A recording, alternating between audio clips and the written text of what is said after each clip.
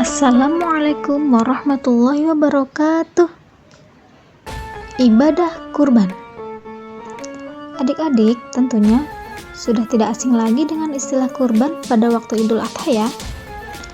Kurban dalam Islam juga disebut dengan al-udhiyah dan ad-dahiyah, yang berarti binatang sembelihan yang disembelih pada hari raya Idul Adha dan hari-hari tasyrik sebagai bentuk mendekatkan diri kepada Allah. Hari tasyrik jatuh pada tanggal 11, 12, 13 Dzulhijjah atau 3 hari setelah Idul Adha. Umat muslim pada hari tasyrik diperbolehkan melakukan ibadah apapun seperti menyembelih hewan kurban, berzikir, bersedekah, makan dan minum. Akan tetapi pada hari tasyrik dilarang untuk melakukan ibadah puasa.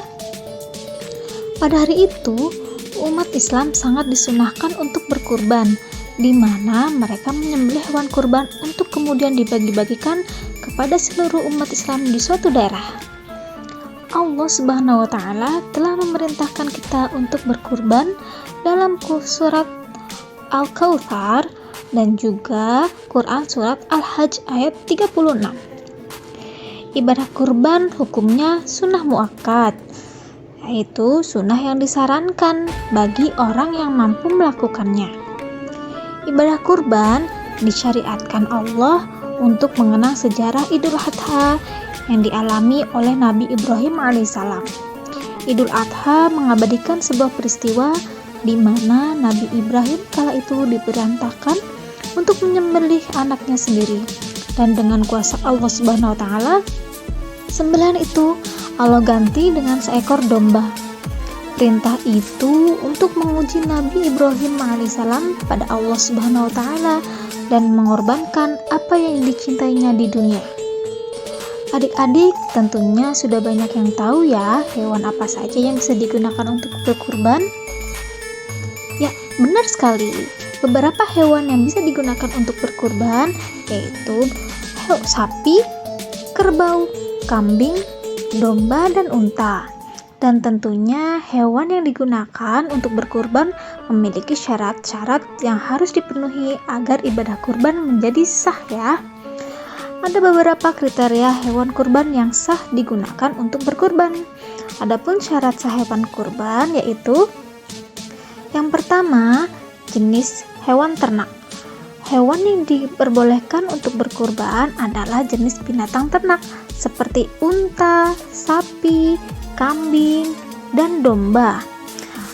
Hewan ternak itu boleh berjenis kelamin jantan ataupun betina.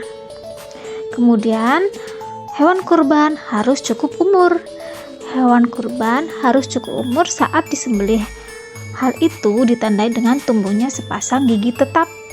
Sementara untuk unta minimal berusia 5 tahun dan telah masuk tahun ke-6.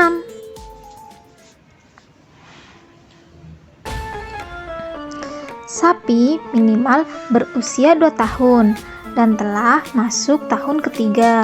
Domba berusia 1 tahun, sedangkan kambing minimal berusia 1 tahun dan telah masuk tahun ke-2. Yang ketiga, binatang yang bisa digunakan untuk berkurban haruslah binatang yang sehat. Hewan kurban hendaknya dalam keadaan sehat dan tidak mengalami cacat atau penyakit lainnya. Jadi, hewan kurban harus benar-benar sehat dan fit ya. Lalu, usahakan yang bertubuh besar, gemuk, dagingnya banyak, serta fisiknya sempurna. Kemudian yang keempat, kepemilikan hewan kurban. Jadi, hewan kurban wajib milik sendiri, hasil dari ternak sendiri, atau melalui jual beli yang sah. Jadi, hewan kurban tidak sah apabila berasal dari hasil merampok atau mencuri dari orang lain. Sama halnya dengan hewan yang dalam status gadai atau warisan yang belum dibagi. Jadi, hewan kurban benar-benar harus dimiliki secara sah oleh orang yang hendak berkurban.